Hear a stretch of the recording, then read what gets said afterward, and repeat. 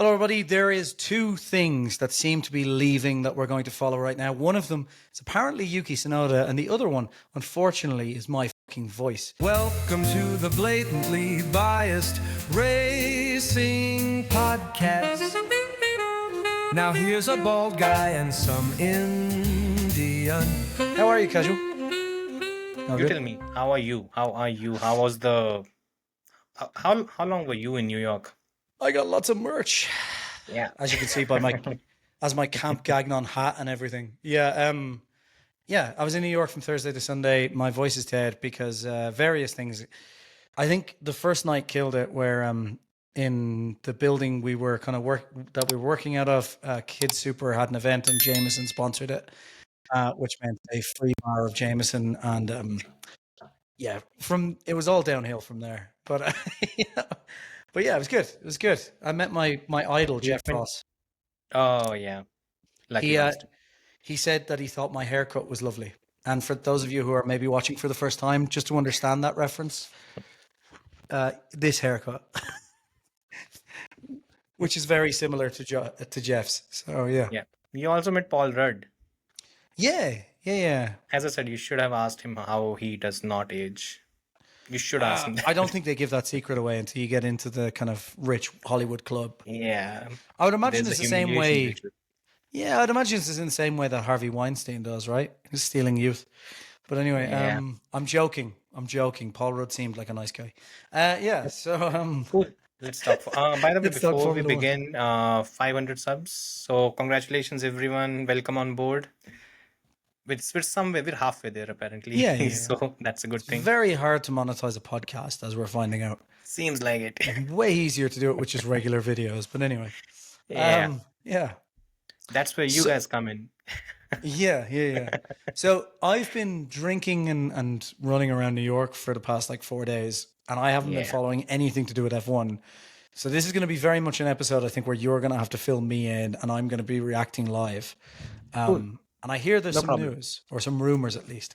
Yeah, so apparently the German media is reporting that the decision has been made at Red Bull and Yuki Tsunoda is going to be replaced by Isaac Hadjar. It's Isaac or Isaac, I'm still not sure. I think it's Hadjar. Isaac. Anyway, Yeah, it's Isaac Hadjar. I hate it because now I'm used to calling him Isaac and apparently it's changed. Anyways, I think you just call him Isaac. Like in English, if someone was their name was written that way, it would be Isaac. I think it's Yeah. just because it's a French pronunciation, I would assume. yeah, Like even kind of though like in he's Algerian. Spanish. Is he? Oh, maybe that's why then. Yeah, okay. But yeah, in Spanish as well, the I is kind of an E, so that would make sense. They're all Latin languages, right? Yeah, So Peter pointed it out that this was the first Arabic podium, apparently. According to him. Yeah. Yeah. So Hadjar is getting promoted to Red Bull, and Arvid Lindblad will be promoted to Racing Bulls. Mm-hmm. So the other seat is going to be a toss-up between Liam and Yuki, and I think we can all guess that it would go to Liam. I think More so or too. less. Unless the only reason Yuki goes back is if they decide to do a Gasly where they just want some cash. Basically, they put Yuki in the seat for a year to try and get him into somewhere else and get a payout for his services. But yeah, I don't know. I think Yuki's lucky in some ways, and obviously he's very unlucky with how this is going in Red Bull. But to be fair, I think we all kind of expected this to be his last year anyway, because there was not really anywhere to go. And I think he's kind of lucky that at least he got his try with Red Bull. He's just unlucky that he's in a car that nobody else can drive other than Max. So, and it's unfortunate because Yuki is a very quick driver. He is a very quick driver. It just, that Very car capable.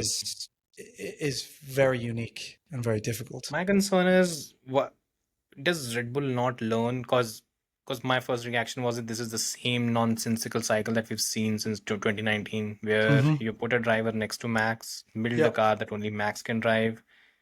After a few races, where the second driver, who's basically treated as a third-class citizen within Red Bull, Yeah. when he doesn't perform for a few races, first of all you have the media rounds. By the way, I'm also tired of the media who just continue with the same nonsense. Even they don't learn, and Yeah. Red Bull doesn't learn. It's the same thing. this continues, and then you have after a few races, okay, now the next driver maybe he would be better. We've done Yeah, it 5 times now, and as is often said, the definition of insanity is doing the same thing again and again and and expecting expecting different different results. results. Well, like here's the problem. Like none of those drivers are as good as Max. Like we all agree on that. Like Max is a generational talent, right? But when you have drivers of Yuki Tsunoda's caliber, even Liam Lawson's caliber as well, or even Checo's caliber, they shouldn't be that far off when the field spread is as close as it is, right? So, like, after replacing Checo with Lawson is one thing. When Lawson performed as badly as he did at the start of the year, that should be your first warning sign that, okay, fuck, right, guys, it's the car. And then when Yuki comes in and does the same thing, it's like, right, clearly the car is set up in a way that it is perfect for, like, I don't even want to say perfect for Max's driving style because people will get that, but it is gauged towards Max's limits. It's still not a great car in many ways because you're seeing Max even struggle with it. But at its peak, where you get the most performance out of it, it's gauged towards Max. And also, I also think the other thing is they're really overreacting and not noticing something that even us fans can see, which is Yuki also and Liam, but mainly Yuki because he has been doing better. Liam was way off, but Yuki is also performing pretty well. It's just that the field spread is so close. Like we talked about this the last time. Like Yuki has been Couple a of couple of tenths or times. so. Yeah, like if Checo in 2023 was 3/10 off Max, it would have been a 1-2 every single race, basically. Yeah. So like Yuki being a 3/10 off Max is very impressive in this car. But the problem is 3/10 is putting him out of Q1 or out of Q2, for example. And in Monza, he didn't have the upgrades. He's running pretty much not the updated car, Yeah. and then he's running a car that is not suited to his style Yeah. whatsoever. Yeah. And you expect him to do well. It's like you want It's to stack all the odds against a driver, it's and then like if he doesn't perform, it's the driver's fault. it's like I don't get that. I get when like random fans or like online pundits are like, well, it's just not acceptable that Max is in first and Yuki is qualified P11 or something, right? But when I see like Red Bull thinking clearly the same, I'm like, guys, can you not see like the difference is 3/10? It's just this is very close. Like the difference is not that big. It's just that it's 3/10 and getting the 3/10, that final 3/10 out of that car, specifically that car, is clearly very, very, very fucking difficult. Like it's clearly not easy. So I don't know. I think keeping consistency how for next year makes more sense. I don't know why they're doing this. I think they should know by now the car is the problem and they should be going, right, well, look, let's keep Yuki for next year and that way we'll have consistency between them. Like I think Isaac has done a great job, but I don't know. It feels like a weird you're going switch. to ruin him next season, right? Yeah. The way you're going, you'll ruin him next season. Then what? And then next season, The other side though is, sorry, I was just yeah, go to for it. finish up. The other side is though, it was probably maybe this is just the inevitable because Honda did pay for him to like to have this chance as well. So Yeah, maybe it was just inevitable that he was leaving the Red Bull maybe. family. Yeah, maybe. But then why promote him anyways? Just keep Liam. Yeah, just Keep power Liam through for with the Liam. season. Yeah, Yeah, just power through. Give him a season at least. At least at the end of the year, either he's well, completely done you want the answer with. to that question is simple. There's a board running it, and Horner was under pressure because No, that no, no, board was no. breathing down his back. There's Marco running it, and Yeah, Marco yeah, is famous for not using logic, not looking at data, and it's not true. doing things. I, Max Verstappen, Daniel Ricciardo, Sebastian Vettel, maybe Carlos Sainz. That's it. That's his contribution in what 20 plus years of Formula One that he's Yeah, been part of Red Bull. which is a That's pretty his good contribution. contribution. But like when you look at the actual odds of how many he's chosen outside of that, Yeah, you're it's basically looking at nonsensical, Las right? Vegas casino odds, Yeah. essentially. You know, Yeah, um, if he was at the Las Vegas casino odds, and if he won he'd be only bankrupt. thrice in 20 years, he'd be bankrupt. Yeah, yeah. Then that's the reality. This is And well, we talked about this when Horner got fired, right? Like if this was a performance call, then Helmut Marko wouldn't be there because he hasn't chosen anyone decent in 9 years now. It's like, yeah, I mean, Horner was how 18 poorly they months. run things. It's because the problem that Red Bull is going to face now is what's going to happen next season, if I'm not wrong. I don't expect Red Bull to be a title contender next season, Yep. at least the way they are going. And if it is not a title contender, you are expecting Max to leave by the end of the season. And the way Toto is going, the way he's managing both George and Kimi, it seems that the Max to Mercedes pipeline is more or less set. Yeah. I don't really see any other way it is going to go. So that's one thing gone. Fine, that happens. Then you have 1 year of Isaac Hadjar with Max Verstappen in the same car, and a car that is, I'm assuming they're going to go with the same philosophy because Red Bull never learns. In that case, you'll burn out Isaac. He's gone. Next season, you have Arvid Lindblad. He might get promoted to Red Bull. Who's going to be next to him? That's the problem. Someone they're going to have to bring in. But look, this was inevitable. Like I agree. I don't see Red Bull having a great year next year. Now, the only saving grace for them is there's been a long build up where they've kind of roughly known what the regulations are going to be. So you probably would have had some input from even Nui back last year. Not on the finalized regs, but like looking at them kind of from an overall philosophy of what they're going to be like. Nui probably would have been like, go in this direction. Pierre Vacher, as we've talked about multiple times, is a really great engineer. But what I'm concerned about is like, they are probably not going to have the best engine. They're probably not going to hit the ground with the title winning car. And where that's going to go wrong is they could actually have a decent package to build upon next year. But now that the team is run by a board and they're going to want quick results, I can just see an immediate like, okay, Vache failed, get him out, get someone else in. Oh, look, this isn't working with Isaac, go. Laurent Mekies is out next year. I think next year for Red Bull, if they don't, by some miracle, end up having a title-winning car out of the box next year, which I don't If I they don't lose Max next year, that's it. think everything goes That's to it shit. for a lot of people. Yeah. Because Marco goes by the end of 26. That's when his contract ends. He's out. Then you have Mekies. Who knows what happens with him? If they lose Max, Mekies is gone. That'll be that. Like, you know. Yeah. Pierre Vacher, if they lose Max next year, they'll want someone to blame. So either Mekies goes or they fire Pierre Vacher, which is a mistake. Because as I've I don't talked know about why before, Vasher like stays anyways. Because but that's a topic for a different time. Whether and where Horner comes back, because the doors seem to be closing in a lot of directions right now. There's no clarity what he's going to do. But if there is an opening, I won't be surprised if Vasher moves, because the reason is right now there's a situation where he's done a lot of work and he's got no credit. He still doesn't get any credit because you have nutheads who are going to talk about how Max chose a setup in Monza. That is the only reason why the Red Bull apparently out of the blue closed a 7/10 of a second gap compared to last season. And it had nothing Yeah. to do with the decision they made after 2024 Monza to make sure they had a spec Nothing. wing. No, Yeah. not at all. No, Yeah. no. Nothing to 7/10 do with came it. because Max chose a front wing. Yeah. Like, yeah, it's I just I don't know. Like, I agree. Like Vache could very well end up going wherever Horner goes, purely mainly because he's getting a lot of shit, like clearly from everywhere at the minute. And Horner was the guy who backed him over even Nui, who who one of the dumbest downplayed things what for Nui me was doing. And yeah, you know, sorry, go for it. no, I was just gonna say Horner. Like literally, you're talking about Adrian Newey, which I know people will go, yeah, but then Horner lost Newey because he was an idiot. It's like, no, Newey, they were preparing for a post Newey team anyway, and Newey had even discussed that he was planning on kind of having a semi-retirement. He was already kind of one foot out the door in Red Bull anyway, so it may have helped them for 2026, but in the long term, they needed the new guy, and Horner was thinking long term. He was backing his guy, his new guy, Pierre Vacher.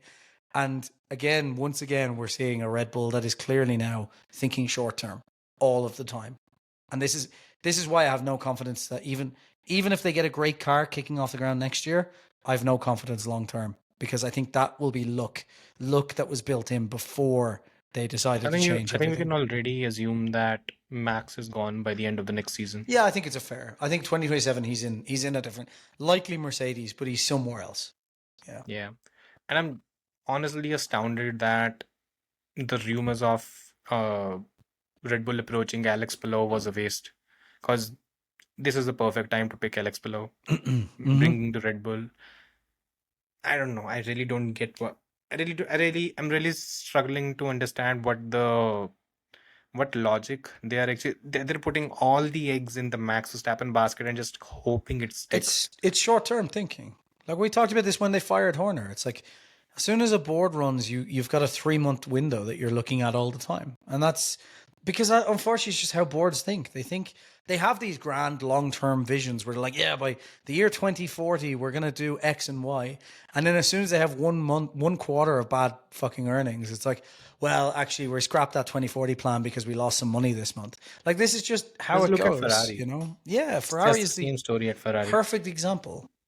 And where do Yuki is out of F1 in that case? I didn't I think think there's that any was seat. inevitable anyway. Like I Yeah, think that was my going to prediction happen. was that he'll be out. I just think it's Yeah, bad considering this right now. Like they should really in the place that the team is in right now, they should be thinking, in terms of December. Ideally, I think they should keep Yuki for next year. But look, if that's not going to happen, I get it. But if you're going to replace him with Isaac for next year, you might as well just put Isaac in now and just get the frustration out of the way. You know what I mean? Like yeah, it's because yeah. Why I are you don't. wasting time, anyways? Yeah. Yeah. One more thing, which apparently pissed off a lot of people because the whole Yuki thing, I'd posted it on X, and there was one code that this is the car that Max can drive. It is a car built around Max. So a lot of people have a lot of issues with that kind of a statement, and they were accusing me of spreading misinformation. So let's clarify it because I think it's important that people understand this thing. Uh, when we are talking about a car being built for a particular driver, we're not really claiming that Red Bull take only Max Verstappen's inputs and then they engineer a car in that particular fashion. That's not the case. What we are Yep. trying to say here is there's a car which has a particular trait, which is basically that it is very sensitive at the front. That is something that Max has demanded pretty And much he throughout his he can career. drive that to the fucking extreme. He And prefers that as well but because early also 22, early 23, there are literally his quotes are present where he says that I don't feel the front. mhm. He said that, and again, that remember Baku 2023 where he lost out to Checo. There was something that he said that I'm still not comfortable with the car. I Yeah. still don't feel the front, and this is something that he continues to talk about early in the year, and then you bring in changes and make the car more and more sensitive at the front. Mhm. Now, when I'm talking about the car being sensitive at the front, it's different than inducing oversteer and understeer. And Yeah. there's something that a lot of people are not able to understand that these are two different concepts. Right. So when I talk about a car being sensitive at the front, it means that I think the best way that it was explained was by Alex Albon, where you have a mouse, you Yeah, set the yeah. sensitivity to 1,000 or 100, and you just cannot control it. Yeah. That's sensitivity. That's front sensitivity. So what happens is a driver does this, to a certain extent, the car behaves erratically or it's very very quick. You can say a half a 10.5x movement is equal to 10x results. That's Yeah, how yeah. it goes. Now that is sensitivity from induced through the car. But then you have oversteer and understeer, which are entirely different concepts. Mhm. Oversteer is when you intend to have 0.5% movement and ultimately you end up having 1% movement. Yeah, yeah. That's Yeah. what oversteer is. Understeer The is entirely different thing. Where it the is the point you intend. sensitivity the Yeah, sensitivity thing that Alex talked about too, like that is less of an issue in these regs just because of the way it's that still the there. thing It's works, still there. but it's still there. The thing is, like, it's not that they intentionally build a car for Max either. It's just like you want to start with in the wind tunnel CFD everything. You want to start with building the fastest car possible, right? And like building the fastest car to take these corners, the more on the nose, as they used to call it, the more like front end you can put on the car. The Front end is the right word. Yeah. yeah, like the normally in physics, like in these car builds, it's like from every engineer I've talked to about Formula One, it's like the fastest way to make a Formula One car go is if you can really make it on the nose, front end. And we hear that like basically if you talk to anyone about like the best drivers, it's like all of the best drivers, right? Even yes, Lewis Hamilton is included in this, but like Schumacher and all those guys, they all liked a really like on the nose, pointy front end car where they can turn it in real fast and then they deal with the back, right? They deal with the rear end. Every single champion. And it's almost not a coincidence. It's just that it happens to also be that in physics, it's also the quickest way to make a car go. And if you can make a car very, very pointy at the front end and the driver can deal with the rear end, you can make it faster, right? And like, even if you look at like fighter jets, you want to get a fighter jet to be able to turn because like they talk about this with like the, I know this is a different topic, but they talk about this with, I think it's the F-22 Raptor and the Eurofighter Typhoon. It's like most of it's controlled by computers because when you turn it, it's like turning faster than the human mind can deal with. And if they could just not have a human in it, they would want it to be able to turn like 90 degrees. And like some of those planes are aerodynamically unstable to the point of if they like just didn't have all those computers, it would just drop out of the air, right? They want to design these cars the same. And if a human wasn't there, it would just be perfectly like it could almost make a 90-degree turn the way they want to do it. So what you're doing is you're getting the car as close to that limit as possible to where then in a simulator, the driver can get in and actually handle it. Like they can take the turn without hitting the wall. So what's going to happen when you put the guy who is like just known for being able to handle that in the car, right? The best driver who can handle that. They're going to keep going towards that limit to the point where Max finally goes, okay, now this is too much for even me. And they're going to go, right, build it that way. That is the fastest way to build it. And then you're going to put another driver into it. And they're going to go, I can't turn. Like, what the fuck is this? Like, I can't do this. So they're not going to be able to drive anywhere near the limit. So what I've been explaining the whole time for fucking months to people is like, look, two things are true. One, they've built a very, very, very fast car that is really hard to drive, but also Max can drive it there. And that's why all his other like teammates fall apart because you're driving on an extreme limit that very few drivers are able to kind of drive on. And that's not to diss Max. It's just that like, what Max is doing is impressive. But the car is also impressive. It's just got a very narrow window because it's like towards that top end of that kind of front, like pointy limit. Like very, very few drivers, if any, can drive at that limit, except for Max. So yes, you've just incidentally built a car that only Max can drive because it also incidentally happens to be the fastest way to develop that car. The problem is McLaren, for example, built a more balanced car and then attacked various areas. And now you have a car that is stable, not as pointy, but is able to kind of drive around much like a much wider window of things. And Max is stuck. But you give Max the right setup and boom, he's in first place again. So yeah. Jason, stay close to the mic. There's some issue that whenever Oh, you're weird. going a Weird. bit. Yeah. Yeah. That's strange. Okay. Yeah. It's It's let's just keep take some precaution after what happened last time. Yeah. Cool. You don't want it to happen again. So to an extent, you're right. There's one thing where I have a slightly divergent point. Sensitivity at the front, on the nose, as you said. Of course, it is a feature, but it is also to a certain extent built in because that is what the lead driver can handle. Mm-hmm. That is the best way to. I won't even say if it is the best way to build a car or fastest way to build a car, but it is one of the ways that the lead driver prefers. And this was something that was there with. I had a discussion on X today with one person, but I actually ended up going back and checking a few things. Michael Schumacher in 1994 and 1995, the Benettons that he drove, they were somewhat similar.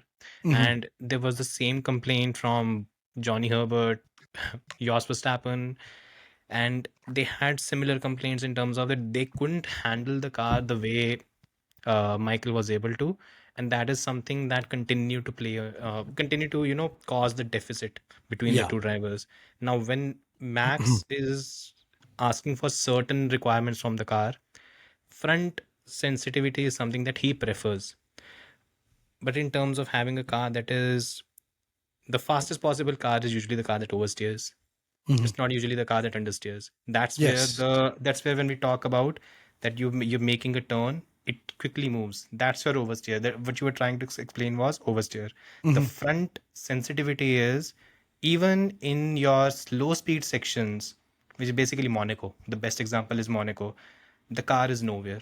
Yeah. At that particular point, just a slight turn makes it easier for you to which makes it easier for you to navigate. Yeah. Now, if a driver like Max is driving that particular Red Bull, he can manage it. But if there is a driver of a slightly less talent like a Checo, Albon, Gasly, anyone, they will suffer in one key area because the rear would be unstable. Yeah. Yeah. Once the rear is nervous and unstable, it makes the driver lack confidence in the car. And once that happens, if a driver is not confident in the car, he's not going to be able to push it to the max, and that's where the gap comes. You said it's not that the car is as slow as an F3 car. It just has a very Oh Jesus, particular. yeah, It just has a very particular way it needs to be driven, yeah. and that's a very difficult way to drive something. And that's the whole thing, right? Because people talk about, okay, you need to, because a lot of people came in and talked about, but you need to have an oversteer car. And the point is, oversteer is a different concept. Front sensitivity is an entirely different thing. And it's not like you can induce the same Red Bull sensitivity into a Ferrari and all of a sudden it would be faster. It's Mhm. not going to it doesn't happen that way. But if you look at it, Ferrari, yeah, this season's Ferrari, McLaren to a large extent, and even Mercedes. All these cars are oversteer cars. They are not understeer cars. Even though last year the Ferrari was an understeer car. Yeah. Yeah. Yeah. Entirely, what you have to understand is, at the end of the day, Red Bull has a choice to make. Either they can continue going down this path where Max would be able to drive. He'll get the maximum out of it. But if you keep following that path, you are going to burn the second driver and you'll continue doing that. And at one point, Max is going to leave and you won't have anyone left. Mm-hmm. And that's a serious problem, The which, if the they're other not problem willing to is, address it now, you're really going to end up in a situation where it's nothing. yeah, the problem is as well, like everything in Formula One is compromised too. So like to Yeah. push the front end to that extreme, you're definitely compromising the aerodynamics somewhere else, like further down the car. So like that's where a McLaren that's kind of more balanced, even if it's slower in certain corners, which it is, like the Red Bull is faster in certain corners. Red Bull is the Overall, better car in fast speed sections. yeah, but overall, the McLaren is faster over the entirety of it.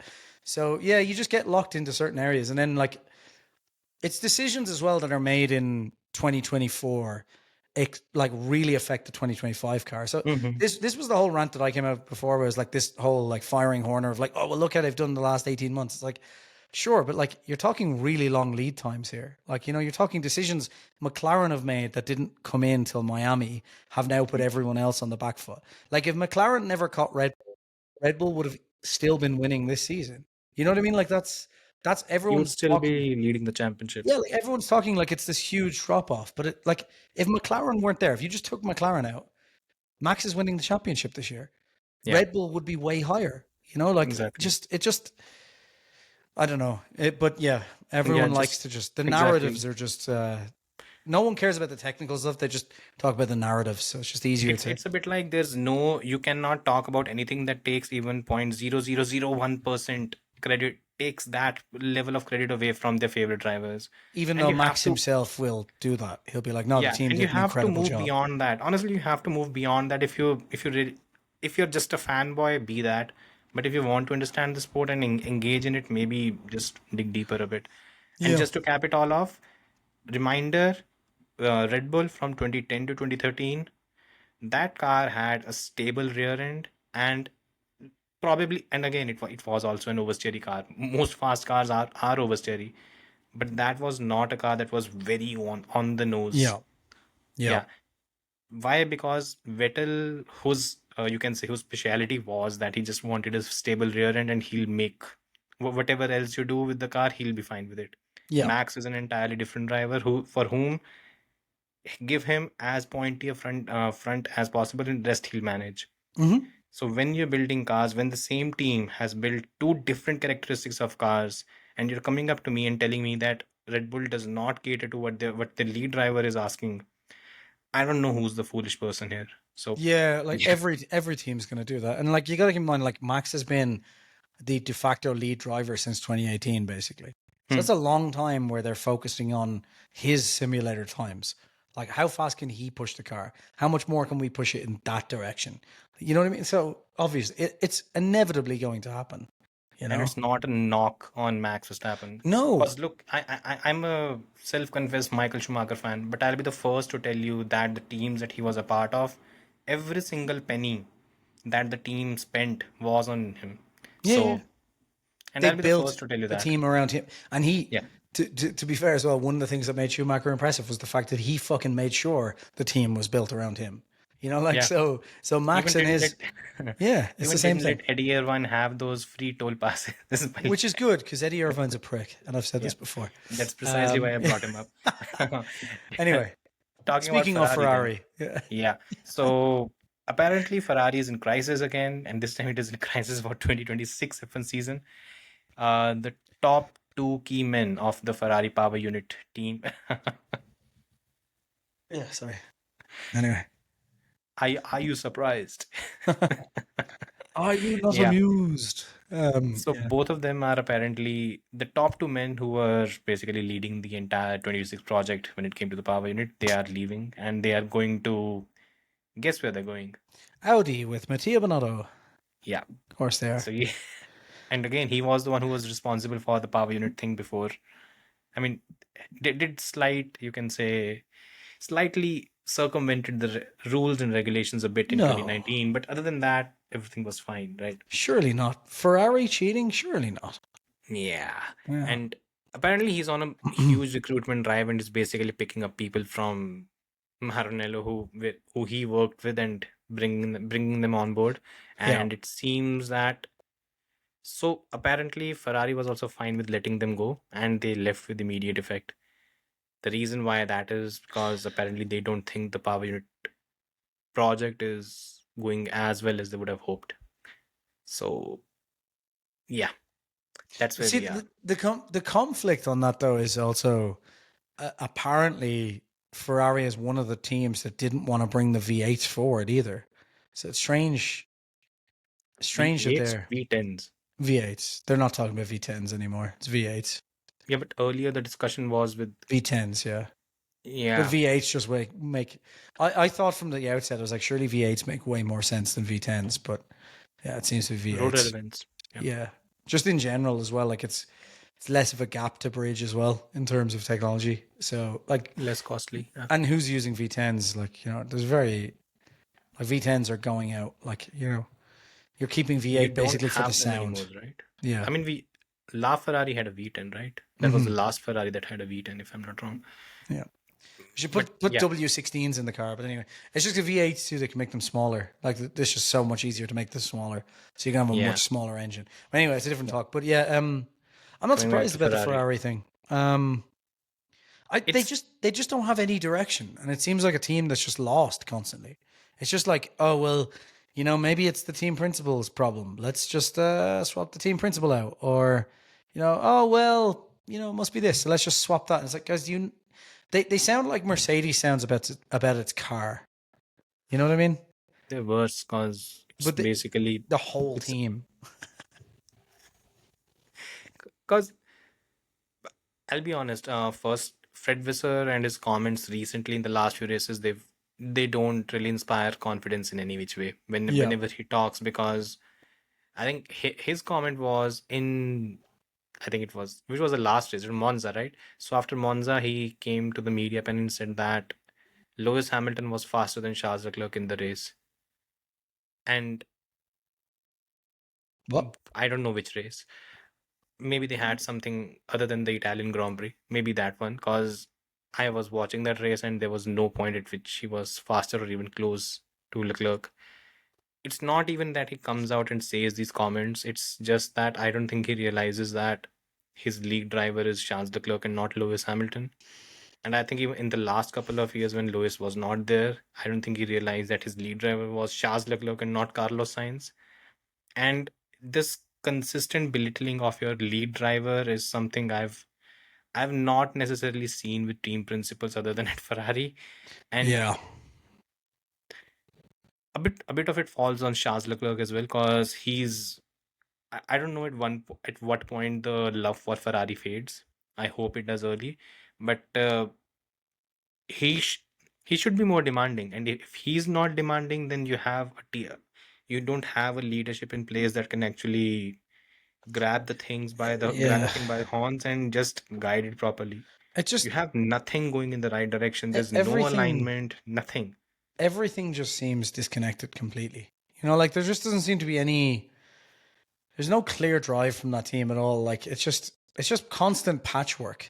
Like constant patchwork, and I don't know. I just have no hope for Ferrari in even the medium to long term at this point. Like it Yeah, just, because oh, what they need is some new. Like they need the top brass, like John Elkin and those guys. That what they really need to do is just leave the fucking F1 team alone for a while. Like just hands off. Let the F1 team be run. Whether that's Fred or someone else, it doesn't matter. But whoever it is, just someone competent and someone that gets like 5 years to just prove themselves. Just like, here's 5 years, prove yourselves. And then, but the answer to that will be like, oh, we should be winning every year. Can't wait 5 years. It's like, well, if you keep going this way, it's going to be another 20 years before anyone, like, before you win again. Because we're coming up on 20 years since Ferrari won its last this is what championship. 16th year, It's 17th, 18th 2008, year. right? Was the last year. So you're Yeah, nearly at 20 yeah, years. Felipe won in Yeah. 2008. Yeah. So like yeah, of course. No, but I mean they won the constructors that year, right? So No, I mean he won the drivers' championship as well. yeah. So that 6-time world champion Lewis Hamilton took it. Yeah. I don't know. I don't think Ferrari's going to get any better, and it's kind of concerning that they don't have confidence even in their engine for next year, because the engine's normally the They have one no part confidence. It seems with. that they have no confidence because once that report came out, I think the biggest fuckery when it comes to Ferrari is once that thing got revealed, you've had multiple articles from the Italian media and they are basically just they're glazing the power unit that everything will be fine, whatever, and you know where it is coming from. You Mhm. basically know how the whole thing works with Ferrari. There's too much time spent on PR. There's not this season what Ferrari has done is every time it has made news. First was with the Lewis Hamilton photo shoot. What was the point of that? Then it was apparently Fred was oh sorry. Then it was the double disqualification in China after a sprint win, which even Lewis doesn't remember apparently. Then you had rumors of Fred Vasseur being fired and Charles Leclerc looking for a way out. Uh-huh. And then, other than that, it has pretty much been Fred Vasseur coming to the media and defending Lewis that he's driving well. And that is it. Well, like Yeah. you've got a team that fundamentally doesn't know how to make a car that can run close to the ground after 4 seasons of these regulations. Like it just, I don't know, just everything.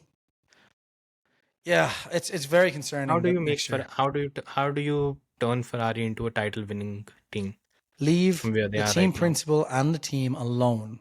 Let them just get on with it and let them build something up, because all they've been doing since 2008 essentially is just every time there's a problem, picking someone who's at fault and removing them and replacing them with someone else and trying to change the direction. And again, this goes back to why neither of us are confident in Red Bull, because that's what Red Bull has just done with Horner. Things went wrong for a little bit of time, and they went, right, well, let's just get rid of the top guy. And now the whole direction of the team is going to change. Because as soon as you swap out the team principal, the entire direction of the team changes. And that's going to take some time to work. Like the direction that the new guy sets can work, but it needs to be given time to like filter through the whole team and fix Yeah. issues. And the top guy knows where the issues are. And if you swap the top guy out, then he's going to spend a year just figuring out where the issues are.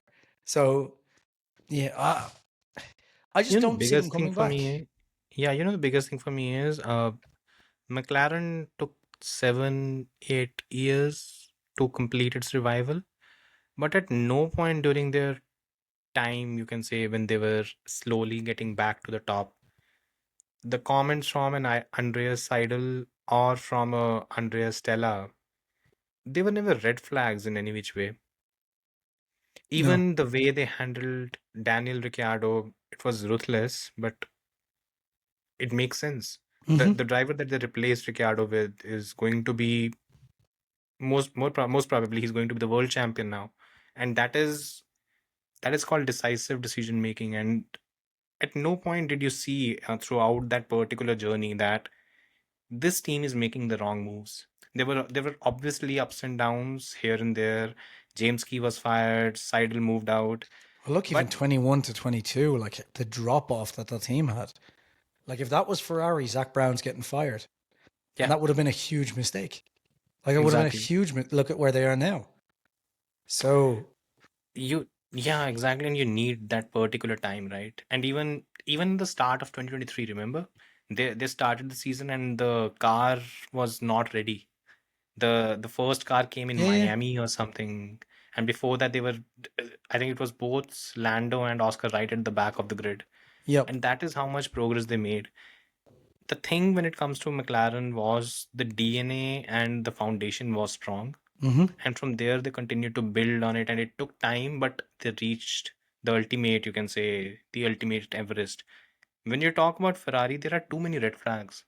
First of all, the whenever Fred Visser says something, it basically makes me think twice that okay, the future of Ferrari is not good. At least Mm-hmm. that's the impression that he gives. And from there, you can say it's the top down thing, and then you have a you basic now the Lewis fans are not going to like it, but Lewis is basically been a burden to Ferrari at this stage. Yeah, yeah. The amount of times that Fred or maybe John Elkann or anyone else they've had to answer about his lack of performance is something you don't want and you don't need. Yeah. Ideally if I was John Elkann, what I'd do is first of all hire Christian Horner, tell him this is a 5 year contract. We are not going to touch the team for 5 years. It's yours. Ironclad, no exit clause, no nothing. It's yours. And then get rid of Lewis, bring back Carlos. This is your stable number one, number two. Start backing Charles in every way possible, and from there you start building. I wouldn't. Well, I They wouldn't bring have Carlos to do that. back. What? I wouldn't bring Carlos back. There's a better Why? option. If What? Horner's taking over, that's going to Hmm. give people. If Horner takes over with a 5 year, like kind of, he comes in, he's like, they've given me long term, just staying out of my fucking way ability. Yeah. You, with the dicking around that George Russell has gone through, that would be my main target, because that's So you're getting rid of Leclerc. both Leclerc No, and look, Lewis. keep Leclerc if you can, Yeah, and put him I'd rather alongside not Russell. have the dynamics of two number one drivers. I'd have Let one them number fight it out one, for a one number year. two. Whichever one's number one, great. I just think, Yeah. but it works for McLaren if they handle it right, right? It's not. Yeah. It's going to break up ultimately when it comes to McLaren as well.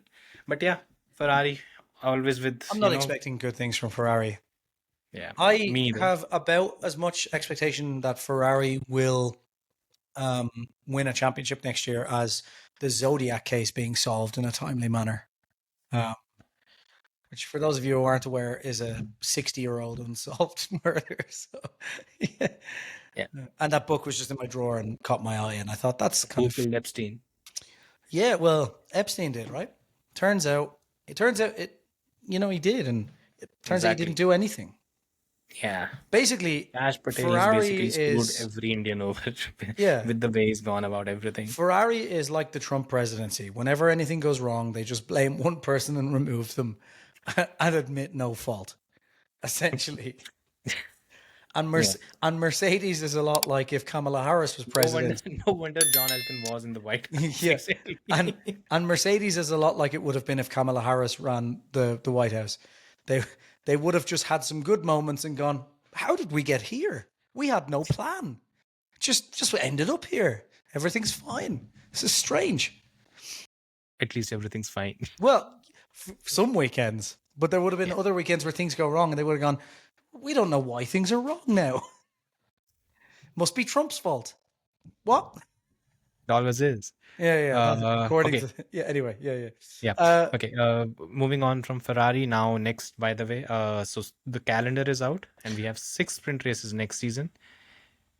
Any guesses which these 6 races are? I think you might have seen this. I did see it. I'm just trying to remember off the top of my head. I think one of the weird ones was Singapore, and I know there was another weird one, and I'm pretty sure Zandvoort in Canada. You sent it to me in the lineup.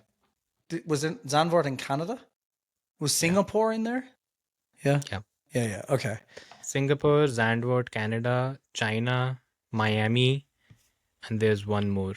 I'm forgetting. China, Miami, fine. Canada, fine. It's a good track. Canada is not going to be. It's not going to be Canada great. is basically a slow burner that ultimately, when the tire deck kicks in and then then you see the overtakes. Yeah. There's not going to be any tire deck when it Singapore, comes to sprint. Singapore and Zandvoort, like, what are you doing? I don't. What's the point? Yeah. I don't get it. I think we should just get, I think, like, can we just get rid of sprints? Like, I'm just. We Like, will have either get rid of 12 them or have sprints in every week. 2027, by But the way. either get rid of them or have every weekend be a sprint. Just one or the other. I'm just Trust me, tired of it. it's not good to have them every week. Well, because look, Monaco is going to become even a bigger pain Sure, that yeah. weekend. I'm basically going to skip one Monaco. That I would just- be I just- one race weekend I'll skip. I've just realized like there hasn't been any good sprints. I think Zero. that's the end of my sentence. There hasn't been any good. I was about to say since, and then I'm like, no, Forever. no. The only good sprint that should be in there. Silverstone 2021. Yeah, the only good sprint that should be in there realistically is Brazil. And the only reason for that is because Brazil is always a banger anyway. So the fact Yeah. that the sprint is good is just because the Grand Prix is always good. So why don't And they we don't just have a sprint next year in you Brazil. would think they would just go, right, what have been the fucking best Grand Prix? Let's put a sprint at those weekends.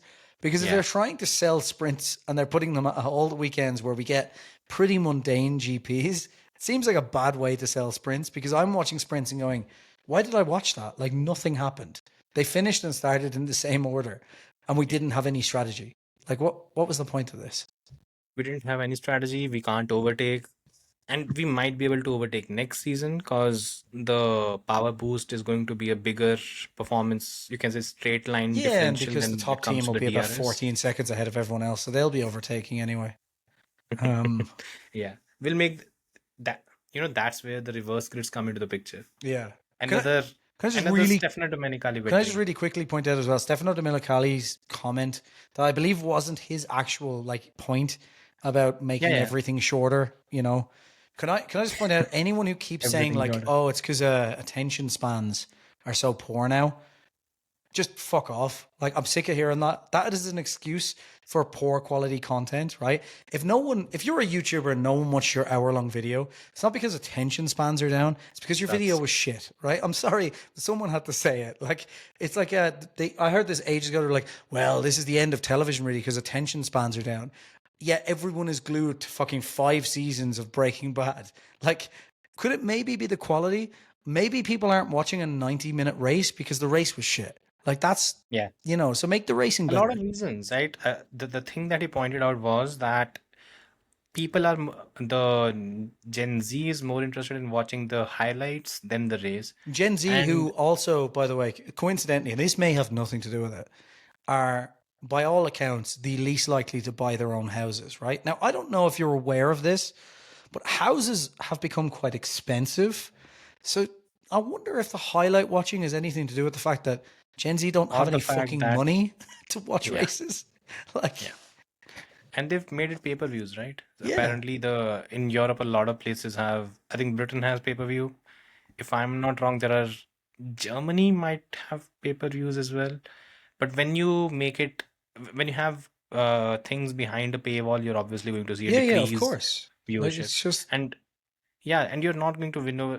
If your aim is to please the casual fans and piss off the hardcore fans, your business model is wrong in every which way possible. Because if you're going to think that your product, the way you're putting it out, it's going to please a casual fan, and that is how you're going to monetize everything, good luck with that.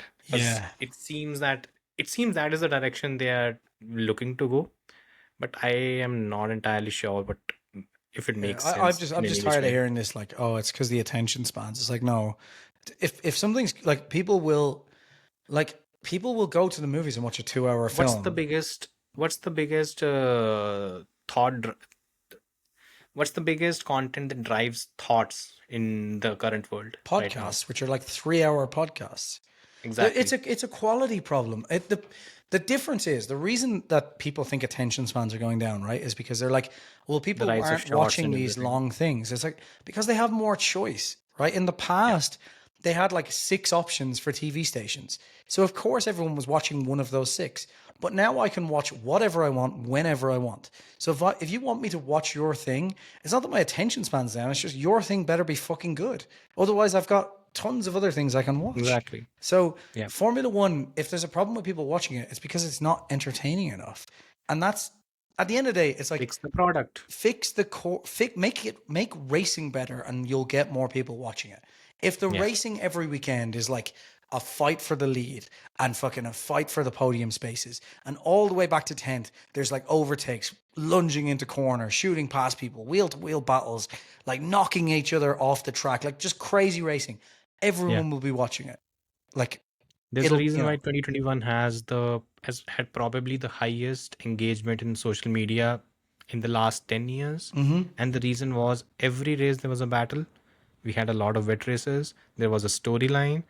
And then, most importantly, the two protagonists hated each other. Yep. And I'm talking about Toto and Horner, not Lewis Yeah. and Max. So Look, if you make a good enough product, even people that fucking hate you will pay for it sometimes. You know, at the end of the day, like 100%. people dig at like Apple, for example, but in terms of just if you just want a phone that just fucking works and does everything, Apple's like the easiest choice. They've just made it so easy to just get on board. It syncs with everything. It does work, right? People fucking hate Elon Musk, but in many ways, the Tesla product, even with fucking like gaps in the like gaps the size of my forehead in the paneling and stuff, it's still in many ways better than a lot of the competition at the same price point, right? So people will still buy it. There's a lot more choice now. I'm just saying, in many ways, there are still certain parts of it where it's like, oh, that is just better. Elon Musk is a piece of shit. Move on. No, but I'm sorry. The point is, like, even if someone hates Elon Musk, they'll. I saw. I don't know if I sent it to you. His cars are dog shit. Honestly, his cars are dog shit. I've seen them. They look hideous. Here's the thing, though. A friend of mine bought the. Sure, What's the but name of that one? The point is, right, up until probably 22, I would say 21, 22, all of the competition, they had great panel gaps. Like, the paneling was brilliant, but the range, the performance, like, you know, was all shit compared to Tesla. What's happened now is those companies have caught up. Now there's more choice. Tesla now is learning that, oh, well, like, our product is just about far right extremism is better. far right extremism. Let's put our money into that. Far right extremism sold a lot of fucking Cybertrucks though. But yeah, like my point is though, like you can have like, as long as you have a good product, people will come, and it has nothing to do with the length. Like, I think I was listening to a podcast. I think Football is longer, by the way. That's what I was just going to say. 90 minutes. It's 90-minute football game. Like, at no point 45. point have they gone like, well, you know, these kids there, they're not watching things as long. We should maybe make a 30-minute football game. Alonso said that, right? Yeah. If I'm not wrong. Yeah. It's like, what are you talking about? Just make the product better. Anyway. Yeah. What's the next thing? Moving on. Next up, by the way, so yeah, a lot of people are saying that Mercedes has the best power unit next season. It seems, and there's strong speculation. There's no smoke without fire, right? So, like, Sorry. No smoke without fire, and everybody's saying it. It's been going on for a while. This season, it's been going on for a while, which is a bit weird because before the season, it wasn't that much of a talking point. It is quite different to 2014, though. I don't think. Again, it's personally, I don't think that it would be similar to what happened in 2014. No, I don't This think is on that something that scale. the FIA is also. Yeah. Even the FIA said that we don't expect that to be the case. James Vowles was also quite vocal when it came to that. He said that is not going to be. I think it's more restrictive now as well, because remember, like, that was in the days where they could kind of do whatever they wanted. And if you remember the whole story of like Mercedes literally decided. It started in 2008. Yeah, but before the regulations were even set up, they said, right, it's going to be one of these 4 power units. Like, this is what it's going to be. And they built a version of all 4. So by the time everyone they did it. Yeah, by the way, they did it through 2007. Yeah. So by the time by the time they finally went, oh, by the way, it's going to be V6 hybrids. Mercedes already had a V6. Turbo hybrids, yeah. Yeah, Mercedes already had a V6 turbo hybrid on a bench running. Like, that's how far ahead of everyone they were. But now you can't do that. So everyone kind of had to start at the same time. They only have limited resources. So, like, they can't really get away with that. So everyone should be closer. But the word But it's not should is the a most technology important. that is so novel, right? Mhm. Because V6, moving from a V8 to V6 turbo with MGU-H and MGU-K, which means both curves as well as your heat. What was it called? The second one? It's basically I'm forgetting capturing the the name. heat from it, but essentially, yeah, Turbos. yeah. Yeah. So both of them is something which are very complex in terms of technology. Having all three of them together, it gave them the advantage. Now this time around, I think MGU-H is gone. hmm We don't have It's just MGU-H. MGUK. It's kinetic Yeah. recovery. So from braking, basically. Yeah. Yeah. Curves basically. hmm Kinetic energy recovery system. So that is there. And the other than that, you can say that your the V6 turbo bit, the IC, the It's more or less the uh, same. is going to be the same. It's just It's not fully going to be sustainable too fuel, drastically right? different. There's one issue there because what they'll have to do is, this is from John Noble, they'll have to burn fuel.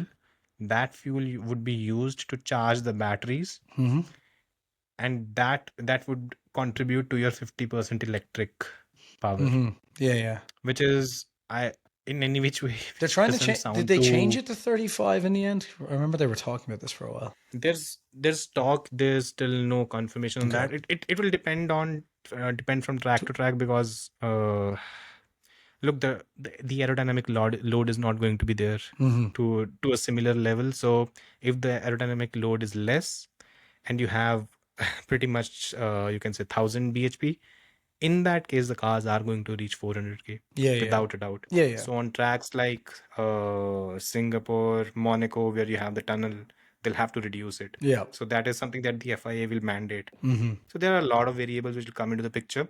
But on a very, very basic level, it's going to be the batteries and your IC engine and the V6 and the turbo. I just don't They think aren't that. that many variables. The other Yeah, thing is as sorry. well, we got to remember like when the hybrid technology and batteries and stuff are coming into Formula One, like sure there was hybrid cars, sure there was electric cars, like people were working on batteries and stuff, but not to the extent we have now.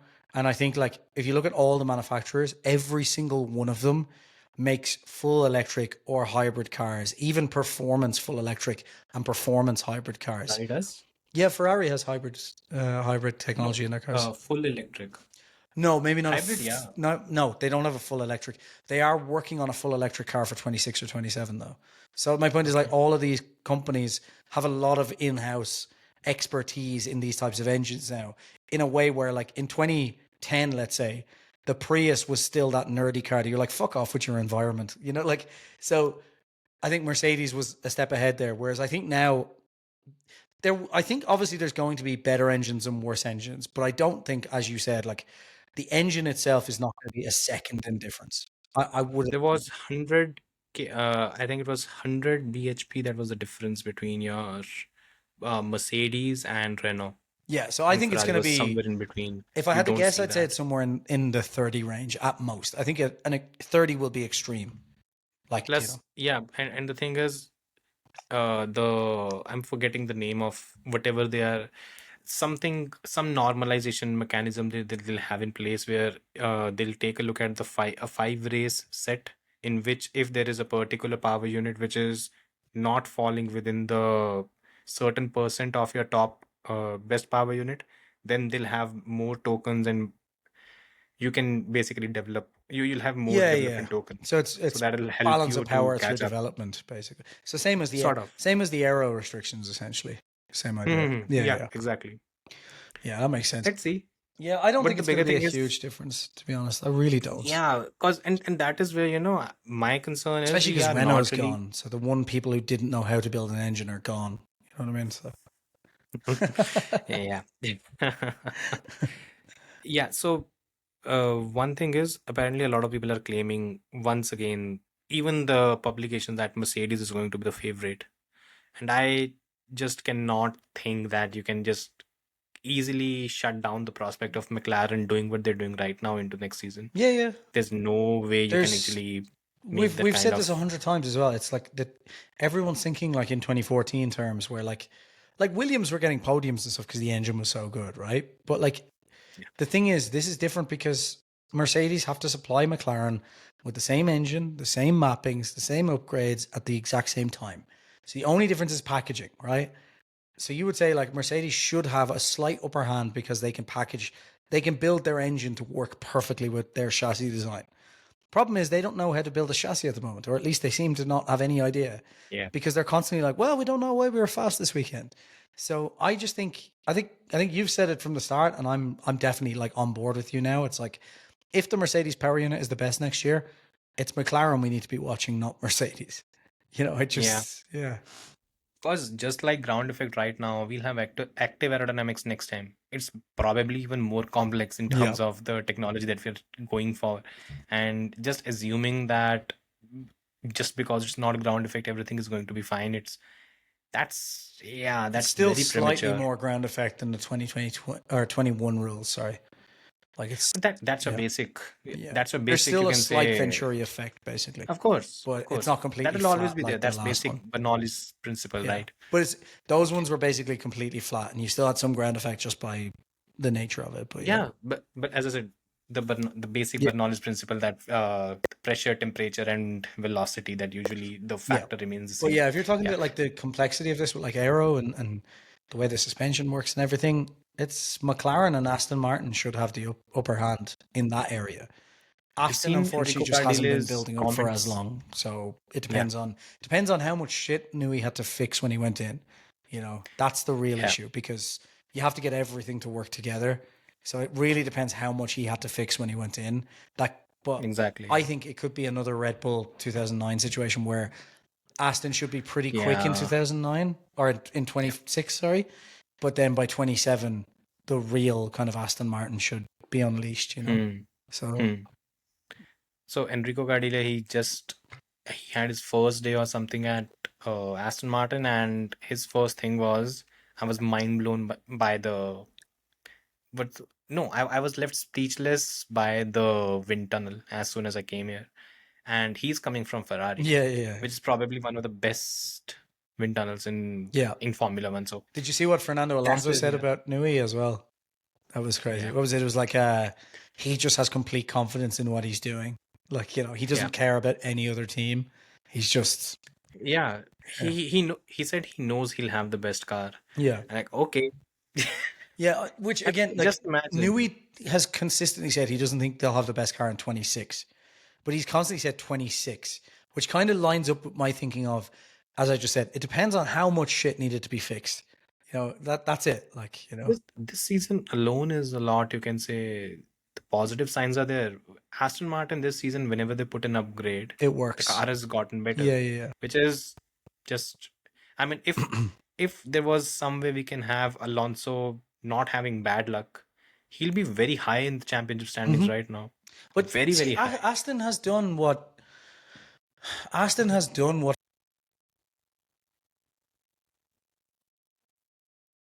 essentially said, here's the keys. Just call me if you need a check. Oh, and by the way, sorry, I'm leaving my slightly slow son here in one of your seats, but just don't worry about him. You've got the other guy. You'll be fine. Imagine if next season Alonso wins the championship. Oh my God. It'll be Just I'll quit watching imagine Formula One. the- I'll just be like, that's it. It's not getting better than this. I'm out. By Unless the way, we Nico used to say this Hulkenberg about wins. Hull getting a Yeah. podium. But yeah, what a career that would be. 2006, he had this last Especially if you championship. retired And on after that. 2026. Fucking Imagine if you hell. retired on that, though. Like, bookends his career with championships, Yeah. basically. Not quite, Yeah. but yeah. I mean, 2000s, and just imagine if I'm just out of the blue, Michael Schumacher wakes up from his coma and he realizes, okay, it's 2026. Okay, who is racing right now? Yeah, okay. Who won the championship? Fernando Alonso. What? Yeah, he would still probably think like, well, he must have like 20 championships by this point then. It's like, Yeah. no, 3. He Yeah. be like, so what? Oh, Yeah, it wouldn't make it. Yeah, I don't think. Unfortunately, I think Newey's pragmatically right. Like, it's probably going to take a season or two to get everything right. But it has been amazing that if it is true what he said, which, in fairness, over my entire time watching Formula One and watching Newey, he doesn't normally bullshit. So yeah. things with the 2025 team.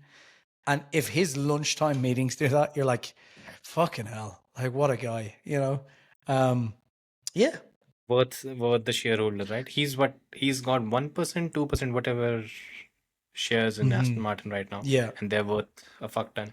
And So yep. Ferrari, though, like you got to, Ferrari just, no, we don't want to give you full control. We want a hand in it. It's like, what are you talking? Like, why? Just give, if Newey comes to you, like They will pay 100 million for a driver who is 40 years of age right now, and why? Like, why But would you not give Ferrari. Newey whatever he wants? Like, if he says, "Right, I want 500 million, and I want to be in charge of the entire team," like, Yeah. here's the keys, man. Fucking work away. Sure. Like, yeah, go for it. Yeah. Cool, done. Like, You want an island? Yeah, Get yeah. it. You want I something hear else? Get it. little St. James is going cheap right now. You know, we can pick that island up real cheap. Plus, I hear, the Prince Andrew still never hangs around understand. there. It just seems that Ferrari is They're too stubborn. Never mind. They're too stubborn they won't control themselves because they want it to be when they win. It's like like the guy in charge, like John Elkin and the board. They want it that when they win, they're like, we won that. That's like, yeah, but the problem is you're never. Exactly. The same thing, right? The same thing with the Red Bull board. Mm-hmm. Christian Horner became too powerful. Mm-hmm. So, yeah, but you were winning. He's not there anymore. You know, like, yeah sure. Yeah. Anyways, now this weekend we have the Azerbaijan Grand Prix at Baku. Let's hope Lewis is able to get into the country with the kind of comments he's made recently. Oh, has he been making big comments? He basically said that he talked about the Gaza thing, and apparently Baku has a similar policy to America, which is very pro-Israel. Right. Okay. So I was chatting with a few journos, and they are also slightly skeptical that why he spoke now, because it might play a role. Plus, after that, you have the races in Texas and Vegas. They're not going to touch Lewis anyways. So to be honest with you, there's no way Baku's going to like put its GP on the line because that's how bad it would look. You know, that way, like if you're going to, because it's Lewis, and sure, maybe it's because of his views. But if you're going to ban any driver from entering the country for a race for any view, it's going to like cause you problems. So I don't think anything will come of it. I mean, won't be the first time they have done something. So yeah. It's Azerbaijan we're talking about. But also, I mean, Ferrari's probably not that worried because they sell a lot of cars in Saudi Arabia and stuff, you know, which aren't exactly pro-Israel unless it suits them. One is. You know. Anyways, so this weekend, by the way, they fortunately they're also bringing a step softer tires. So we might have something interesting when it comes to the pit stops and even the qualifying strategies. If you remember in Imola, we had this thing where I think it was Alonso who did his lap on mediums and then qualified in P5. So we might see something similar here. But what do you think the pecking order is going to be? What's your expectation? For the top four, right? Beyond that, it's jungle. Yeah, I mean, look, this should suit McLaren best, realistically. Like this is a McLaren track all over because it's got a good range of corners. You know, so you just kind of, and then the main straights like it'll probably be where it's the weakest because they're just not great in straight line speed. Yeah. So I would say McLaren first. I think this could be a Ferrari track. I'm not just saying that because of what happened last year. I just genuinely think like with their weaknesses this year and so on, they should be okay here. The problem is if they have to like raise the car up like every weekend, that could be thrown out very, very quick. It's bumpy, right? That's the problem, yeah. And they've been having real issues with the plank. So it should be a Ferrari weekend, but it probably won't be. Now I've said it. The main straights, Red Bull should be pretty good at. It's true, the kind of castle section, I'm not sure how Red Bull's going to go through there. So I probably think Mercedes first and then Red Bull for this weekend. But then I didn't think Red Bull would do great at Monza, and here we are now. So let's see. You know, apparently Marco is very, very, very hyped up for the last 8 races because according to him, there aren't going to be any bad races from now because they have fixed everything and everything is fine. Yeah, but the problem is because of where his eye focuses, he's only watching one side of the garage. That's the problem. So he hasn't noticed what's going on with Tsunoda. So that's you know. Yeah, but even if that one side also works, even that's a big thing because that does not happen often. Yeah, Yeah, I don't know. I mean, this weekend it's going to be because look, Red Bull's strengths seem to be on the straights where when the low down force configuration is there, yeah. so that is where it should have an edge. The problem with Red Bull is when it comes to the change of direction, the bumps and the slow speed sections, that's where it struggles. Yeah, Hungary was the biggest example. yeah. Even Zandvoort had a few areas where Red Bull was struggling. It was basically the second sector where they had some issues. When we talk about Ferrari, ideally it's a Charles Leclerc track. This in this decade there have been 4 races at Baku. He's been on pole every time, Hmm. even on the sprint. So he's some, and even in 2021 he got that done. So So what you're saying is there not is something. Ferrari, Leclerc will. Yeah, Leclerc yeah, makes the of car course. fast, obviously. We all know that. Yes, 100%. And yeah, so once I'm not sure where Ferrari is going to be, but I think Leclerc will be good in qualifying. The Hmm. race we don't really know. Yeah. The problem in all of this is since the track is a bit of, you can say, a lot of focus on traction zones, and since we have softer compounds, Hmm. that plays even more in the hands of McLaren. Yeah. So it means they might be a bit more dominant.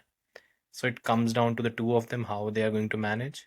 I have no idea what goes on with Mercedes because even they have no idea. I'm going to keep them fourth. Yeah. So it's basically, if I have to make a prediction, I think McLaren might be a bit dominant here. Second is going to be Red Bull.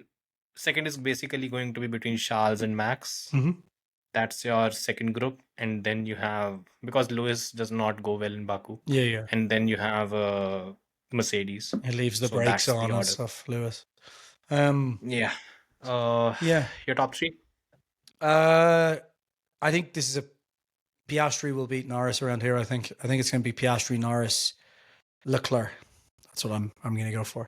I think Norris, Oscar, Leclerc. You think I think Norris beats Norris him. starts his comeback? 2 points 2 points per race. Yeah, yeah. And loses the by championship. the way, keep an eye on Ollie Behrman. He is spectacular around Baku. Yeah. He was very good last time around. So he'll as either be well, very and- good or get banned from a race after this one or the other. Yeah, by the way, you saw that thing. Carlos got his points revoked. Yeah, I'm not surprised. Oh, sorry. Yeah, I take that back. I am surprised it happened, but I kind of agree with that. It was a racing incident. Looking at it, Yeah, but it should not be then, right? Then why was the Ollie Behrman Carlos Sainz thing not a racing incident? Because the stewards are terrible. Yep, that's agreed. In that case, by the way, I'm surprised why Haas has not done the right to review Because Haas are terrible. that is, yeah. Ayoko Matsu. We look, the problem is the rules are too stringent, and then you get a point where you're just trying to satisfy those all the time, and you just make silly decisions. I think. I don't know. You can blame the rules, but then don't rectify. Well, in this apparently manner. they saw it from a My different only angle problem and it is made this. sense or something. I don't know. It's really weird. Exactly, that's the whole thing. No one knows. We need permanent paid stewards in this sport. I think like that's just. I think it's time. Like we don't have volunteer referees in football. You know what I mean? Don't just get John Yeah. who used to play football with his friends to come in and be the referee at a fucking a big fucking league game. Like what are we doing here? Yeah. Like it doesn't. I know these are all like former racers and stuff, and I'm not making fun of them for that, but I'm saying like it should be someone's full-time job. Who asked. The problem is not even with them, to be honest. It's just the regulations. Yeah. And these regulations. And the thing is, even the drivers cannot complain because they are the ones that. But this is my point. Like if you basically had signed off on it. had like a bunch of like former F1 or like FIA racers, whatever sport it may be, ideally F1, you could kind of have the regs being less restrictive because the guys know racing. The problem is, it's just you get random There's a people big in. problem here, by the way. If you're going to put a panel where you have a Michael Schumacher and Damon Hill and Johnny Herbert, all of them have different approaches to racing. Yeah, so you That's the vote. problem. It's fine. It's a democracy. Yeah. Ideally, you get Seb Vettel in and you say, right, we're just having one steward and it's Seb, and he just literally watches the races and makes a call, and no one will complain because Seb's such a nice guy. So it'll be like, well, Seb was probably right. Yeah. Fine. That might be the way to go. So Yeah, yeah, on that cool. note, I think that's it. we didn't have too many things to cover. Yeah. But yeah, we'll have a lot of things to cover after the race. Well, we'll have more after the race. So Plus, we'll my catch you voice will guys. hopefully be back. So, you know. Yeah. So we'll catch you guys then. Thanks for watching. Take care. Bye, everybody. Bye.